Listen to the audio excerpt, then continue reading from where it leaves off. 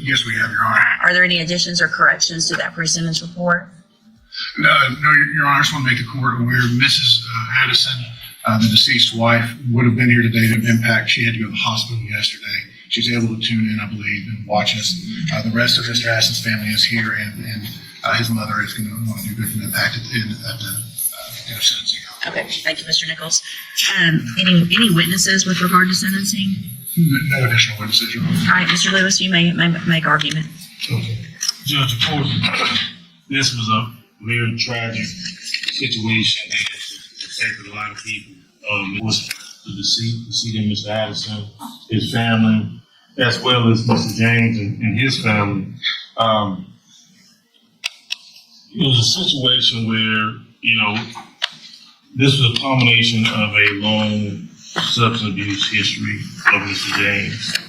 The assessment that's provided in the PSI here says that there was about a 20-year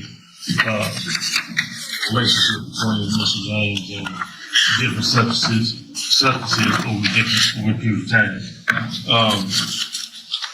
We have, the one thing I can say is that once Mr. James went through this situation with this accident, he has been doing everything he can to try to better himself.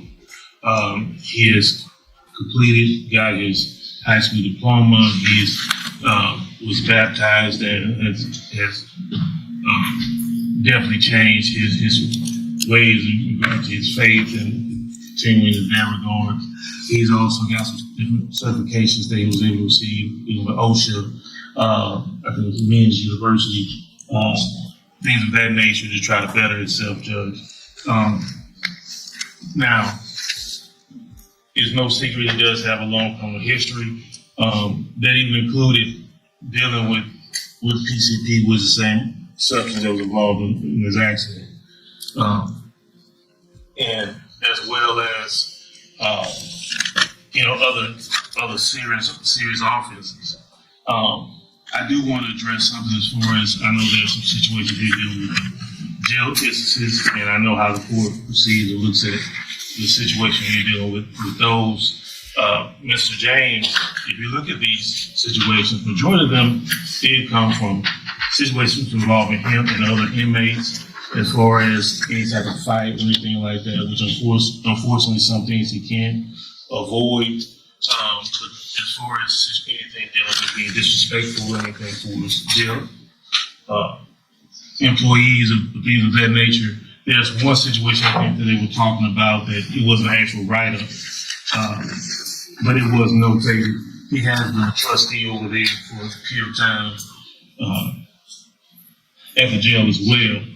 Now, I do want to point out that, of course, some of those situations that Mr. James was able to do to better himself, of course, could definitely increase his earning potential as far as what he has, as far as his job situation. He does have significant family support. His brother is here today in the courtroom, who in any way is here to try to help him, including helping secure employment. My understanding is the plan, once he is able to be released, is for him to be moved to Houston, Harris County area, to be close to his brother, to help him with everything over there. Now, the PSI did have a recommendation for his different vehicles that support that's available to him through the probation department. What I will say is that everything that has been recommended, he definitely needs and will make it better for him. We are not asking for a specific number or anything like that. We just want him to be able to, of course, make amends for this situation as much as possible, which could include some of the restitution there. I think the amount is over $100,000 for his restitution there to the family.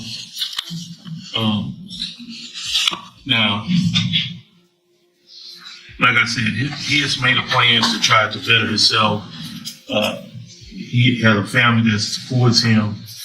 He is doing everything he can. He understands that this was a tragic accident, but one he was definitely responsible for. And what we're asking for is as much leniency as possible from the court, for him to be able to move forward with the situation, be able to make amends as much as possible. And I think he did provide a letter to the court as well to kind of speak to that as far as an apology letter that was to the family, his family, the family of the victim, as well as to the court judge. And I've received that. And so that's what we're asking for today, Judge, is for everything to be considered. We understand this is, you bring that person back. He can't just go back to make amends for Mr. Addison, but he wants to try to make as much amends as he can to society and do better going forward. Thank you, Mr. Lewis. Mr. Nichols. Your Honor, I think any consideration to Mr. James's due was given when he got a 50-year cap. I have no hesitation asking the court to exercise the full 50 years. This case is one of the worst intoxication manslaughters. It's on video where he plows into Mr. Addison, who's at a stoplight on a motorcycle, and while trying to get away, runs over him and the motorcycle again. It's horrific, Your Honor. What is also just inconceivable to me is that a man who is on parole for several possessions of encyclopedia PCP finds himself behind the wheel on PCP again. And this time it ends in the death of someone. His criminal history is extensive. It starts with minor drug offenses, then a conviction for aggravated robbery, and then I believe it's 5 drug convictions all at the same time in 2020, for which he was quickly paroled out and on parole when this happened. The fact that he gets to make plans in his mind for the day he's set free, I find rather offensive, and I think the Addison family finds offensive. They lost a son, a brother, a husband. There's nothing we can do in this courtroom makes that better. And sometimes the justice system is a poor substitute for what people lost. I think the best we can do at this point is this man spend 50 years in prison where he cannot hurt anybody else due to his own selfish decisions and continued use of substances. It's in the pre-sentence report. He minimizes his own addiction, his own dependency. He even claimed he did not know how he could have gotten PCP in the system the day this happened. And maybe he touched a bottle and it transferred through his skin. And I find that reprehensible, Your Honor. And that's why I'm asking the court for that full 50 years. All right, thank you.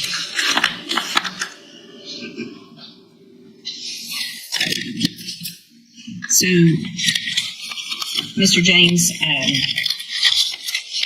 a couple of things that Mr. Nichols didn't say that I think are also extremely important is this isn't your first driving while intoxicated. This is your third. And so you didn't learn in 06. You didn't learn in 2017. 2017, you got your second DWI. You were given probation. It was revoked.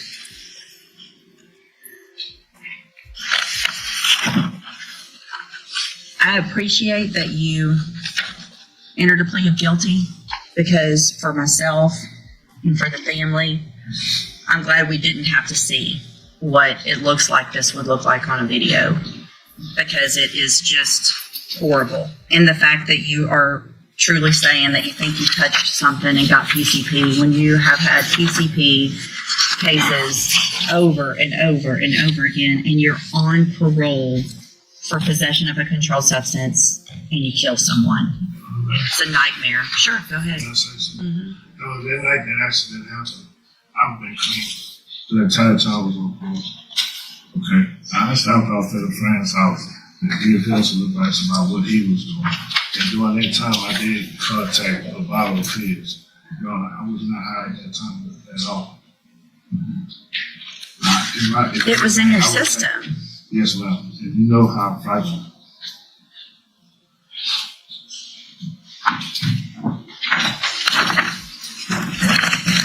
At this time,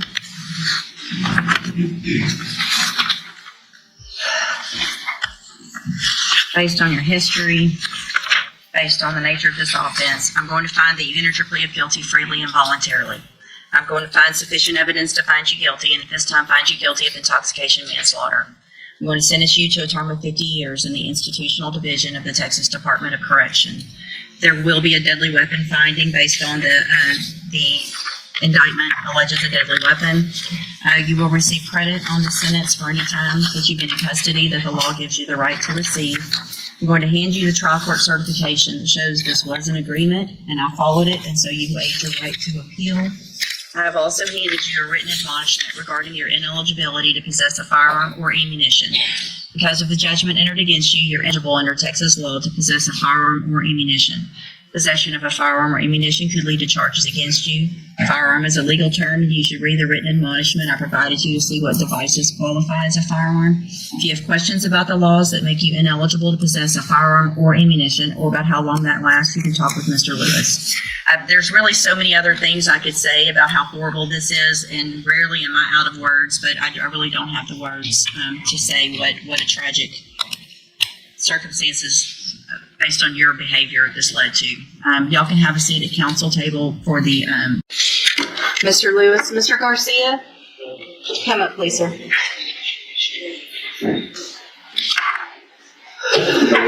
Mr. Garcia, you tested positive for marijuana, amphetamines, methamphetamines, and ecstasy. Did you drive here? Oh, you're surprised about the ecstasy? I was looking at it last year ago. Yeah. All right. So I'm going to find, obviously, that is a violation of your bond conditions. I also told you last week specifically that you had to be here on time. No, you were not here.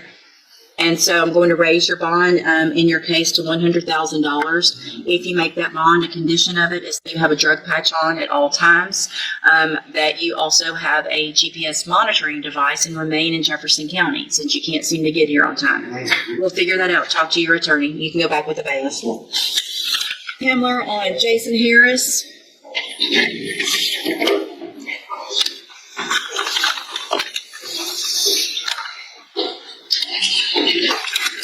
All right, Mr. Harris, this is 24 DCCR 2254. You tested positive this morning for methamphetamines and amphetamines. And I told him I think that was on top of me, he's to the kids. And I can walk 5 hour powers away. 5 hour powers is not going to test positive for methamphetamine. If you send off to 11 periods here, it's not, I don't do anything like that. I don't have money for that. Well, all I know is you tested positive for methamphetamine.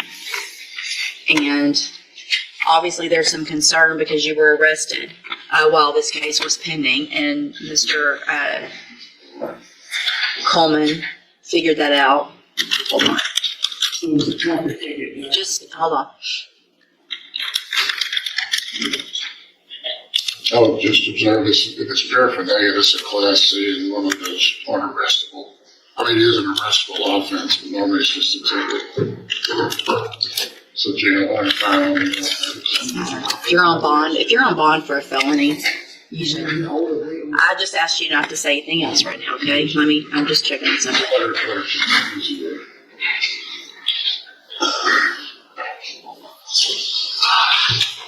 Obviously, Google and AI is not the end all be all, but it is unlikely to cause a positive result on a standard drug test. A 5 hour energy drink does not contain prohibited substance like THC, opiates, or amphetamines. Extremely rare and undetected issues involving cross-contamination during manufacturing would do it, so I don't think that's what we're worried about today. I'm going to grant the state's motion to raise your bond based on the fact that you tested positive, based on the fact that there was an additional arrest while you were on bond for a felony offense. I'm raising your bond in your case. It's currently set at $30,000. I'm going to raise your bond to $75,000. I'm going to order, as a condition of that bond, that you have a drug patch at all times, that you get it changed out as you're supposed to. Your case is still set for trial to begin with jury selection on Monday, and is everybody ready for that? All right, I'll number the case. If you're in custody, we'll have you brought over for trial. If you're not, then you can talk to Mr. Kimler this morning, okay? All right, you can go back with the bailiff. Mr. Kimler, on Brianna Kleinan. You can come up, Ms. Kleinan. All right, Ms. Clayton tested negative, which is obviously good, and, No 5-hour energies. yeah, you never know about those energies. Stay away from Ms. Clayton, in cause number 25, DCCR 0446, you were previously in court, entered a plea of guilty to evading arrest or detention with the use of a vehicle. I have received the pre-sentence report. Has everyone had an opportunity to review that report? defense. Yes, Your Honor. Are there any additions or corrections? No defense. Not from the state, Your Honor. What is everyone's position with regard to the recommendation in the pre-sentence report with regard to her addiction issues? The recommendation is ISF followed by JCBI program. Again, from the defense, Your Honor, the treatment can continue, I suppose, and since she's demonstrated at least today that she's drug-free, that I would suggest the court only ISF in advance to just see how she progresses on probation. Maybe perhaps with the drop program. Well, she's going to go through JCBI for sure, if at a minimum. Mr. Nichols, thoughts? I would ask Tested at least for negative? JCBI, Your Honor. She's still underage, but she has a drinking problem and needs to get that dealt with, treated, or under control. And she also smokes marijuana regularly. The facts in this case, she and her friend were heavily intoxicated, Yeah. fled from police, lucky it wasn't a crash, It could have been terrible. trying to hide out from police, Yeah, trying to. I know, yeah. It could have been a lot worse. And I'll just tell the court from reviewing the video, at least that night, they sure thought it was hilarious. She needs to grow up. She needs to take a little more serious what's getting her here in felony court. Yeah. And I'll. You understand it's not funny. I mean, no, I understand that right now, and people do that. Yeah, I do regret it. So here's the thing, and the seriousness of this is that if you don't do what you're supposed to and get your life on the right track, which is what everyone wants. You're young. We want you to be successful. You're going to get a probation today where you don't have a felony conviction on your record. And if you complete that probation, you're never going to be a convicted felon. But if you violate, you don't take advantage of the programs that we're going to give you, it's going to be difficult because you're at an age where all your friends are going to be doing things that you're not going to be able to do. But the alternative is prison for up to 10 years. So you need to think about that every time somebody says, oh, just come on out with us and do whatever. And your answer is going to be, I'll do that in a few years when I'm not on probation, right? Because I don't want to go to prison for 10 years. So I am going to the agreement that you made with the district attorney and defer all proceedings and place you on probation for 3 years. You're ordered to pay the $250 fine. I am going to order that you enter and successfully complete the ISF substance abuse track, but I'm going to hold that in advance. That is an inpatient 90-day program. So if you get in, you're going to be required to go to JCBI and complete that program. And it'll give you the tools, hopefully, that you need to stay sober. If that's not enough and you need something more, it's already ordered. A warrant will go out for your arrest. You'll go into custody and you'll go straight to that program, okay?